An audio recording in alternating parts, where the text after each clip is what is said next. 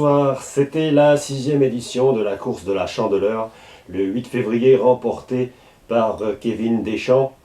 À noter 353 participants contre 314 l'an dernier.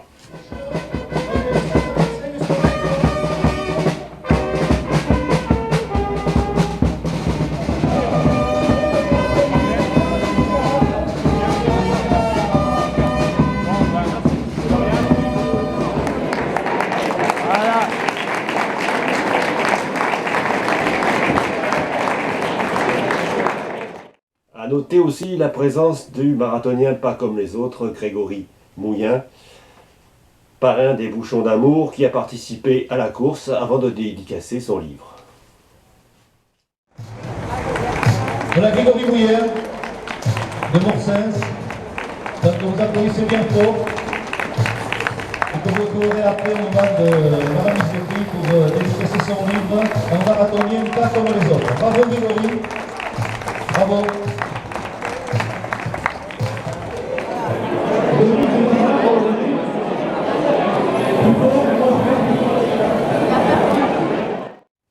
À Montgaillard, les jurés ont été sans pitié pour Monsieur Carnaval, condamné à être brûlé, mais en musique.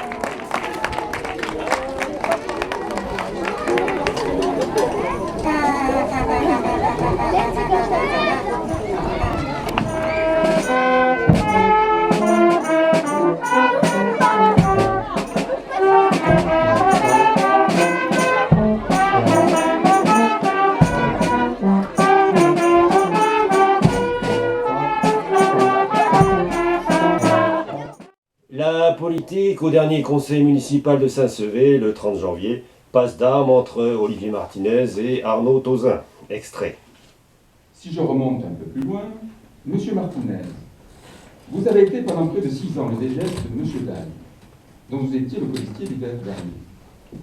Monsieur Martinez, nous avons trouvé dans les comptes de la ville l'achat pour la salle Laloubert de 2 parquets à 6 semaines d'intervalle pour un total de 87 324 €.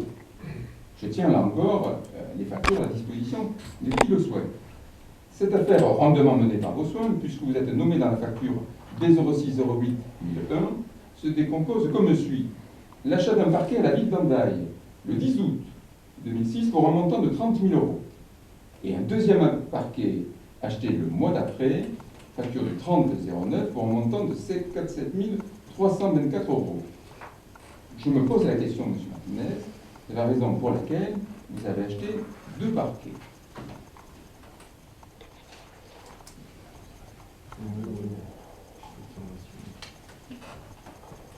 Monsieur Martinez. Oui. Monsieur le maire, il faut vous ressaisir. Je pense que vous commencez à faire vos pieds, c'est inquiétant. Passe la mise en cause d'un élu, c'est normal, il y a des choix politiques qui sont faits. Moi, je laisserai André expliquer les choses. Moi, je vous mets une parenthèse, je ne voulais pas polémiquer, mais citer mon nom en tant que directeur général des services pour me parler de 2 factures. Au-delà du montant, ce qui est très tendancieux, c'est que des gens qui ne sont pas très au fait des choses au niveau de la chose publique peuvent imaginer, avec la teneur de nos propos, que j'aurais pu faire des choses illégales. Alors je tiens à vous alerter très solennellement, ce genre de comportement est inacceptable autour de cette table. Nous sommes élus responsables. Après, ce qui me rassure, c'est que, vous connaissant, vous avez certainement dû chercher au plus profond de l'archéologie comptable de cette commune, depuis 2002 où j'ai sévi, pour essayer de trouver quelque chose qui puisse m'être reproché. Donc, mon nom sur, s'il vous plaît, mon nom sur 2 factures, sur 6 exercices budgétaires, avec des budgets, avec des montants cumulés de plusieurs dizaines de millions d'euros de mouvement, en dépenses, en recettes, et vous allez extraire 2 factures sur lesquelles se trouverait mon nom pour un montant de 87 000 euros. Excusez-moi, vous n'êtes pas à la hauteur du débat. Je tenais à vous le dire, mais je n'ai pas à me justifier. Je vous rappelle, raison pour laquelle on achète 2 parquets. je vous rappelle une chose, c'est qu'il y a un principe de base, il y a la séparation de l'ordonnateur et du comptable. Je ne suis pas ordonnateur, je ne suis pas comptable. C'est l'élu qui fait achat avec l'argent public. Voilà. C'est lui qui décide. Les gens le sanctionnent politiquement.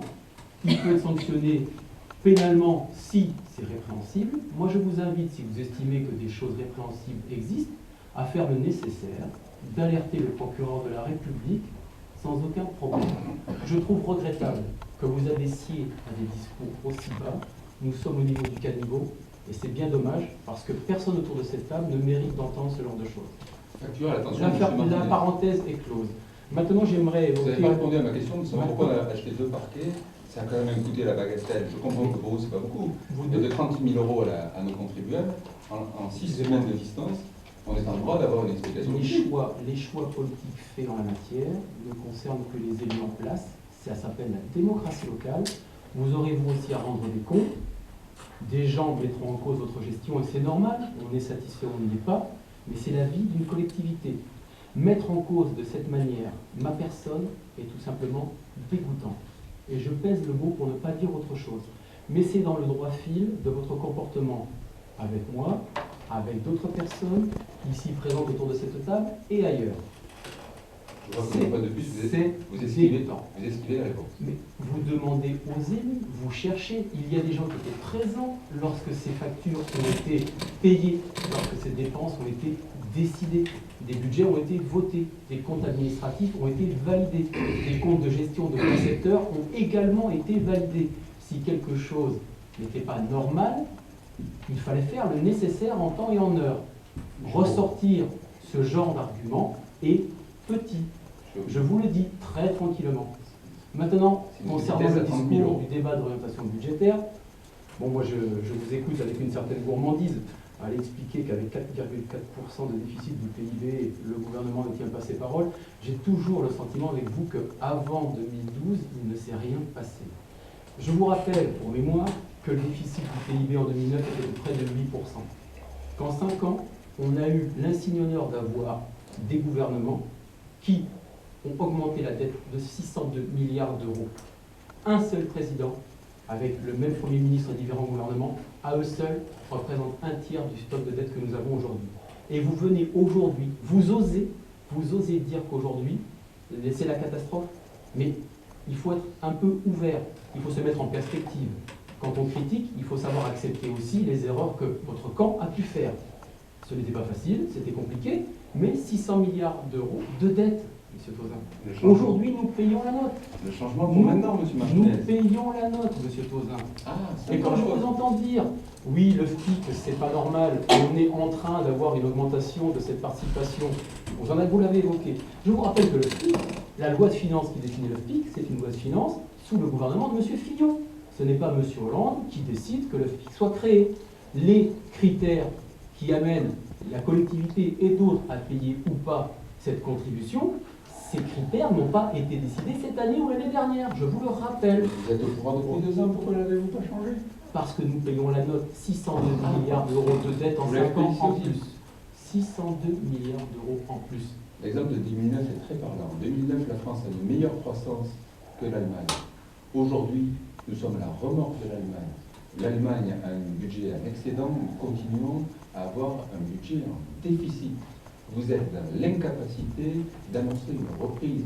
Vos gouvernements, la politique que vous soutenez, nous ont dit, promis 500 000 logements, nous en sommes à moins de 300 000.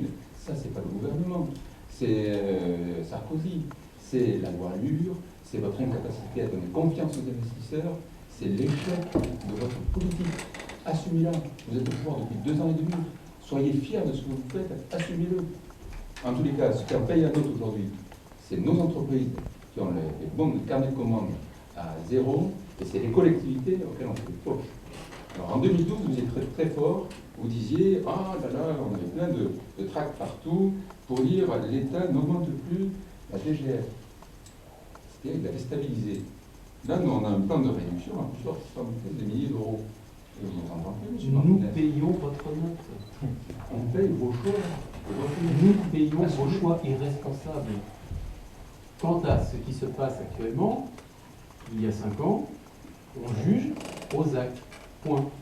Et nous jugerons aussi vos actes, puisqu'il nous reste encore 5 ans, mais la première année est pleine de promesses et je pense qu'on va pouvoir encore écouter vos discours avec gourmandise, comme je vous le disais tout à l'heure. Commerce à Saint-Sevé a noté 3 fermetures ces dernières semaines sur la place du Tour du Sol, Saint-Sevé Immobilier et l'Atienda. Avec le déménagement de la maison des animations à la mairie, ça fait 3 locaux vides maintenant sur la place Tour du Sol. A noter aussi la fermeture de l'Étoile Divine, la boutique ésotérique rue Durieux, à côté du petit casino. Ouverture au contraire d'un bus-restaurant au fond de la zone d'Escalès.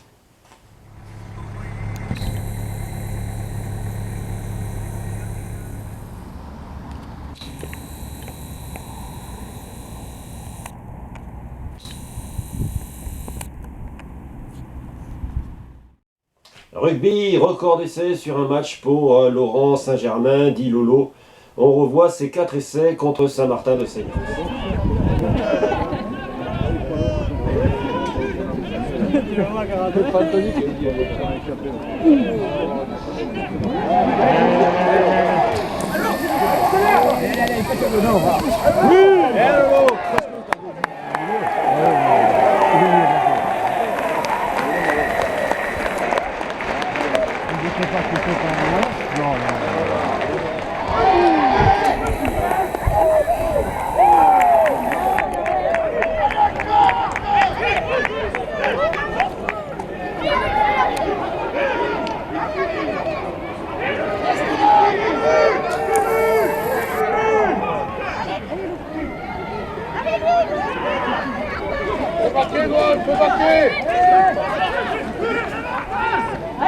Allez les doigts!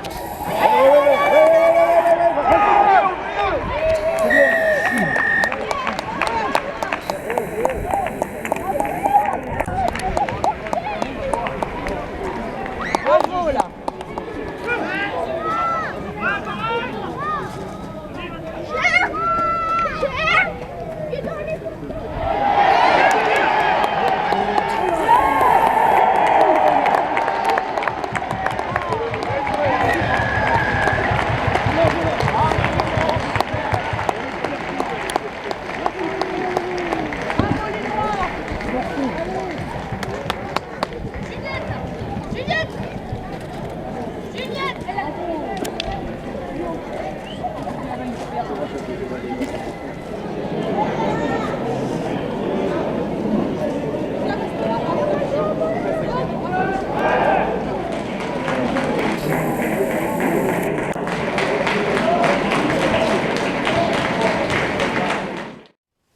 Merci d'avoir suivi ce deuxième petit journal. À la prochaine fois. Rip it out. Rip it out.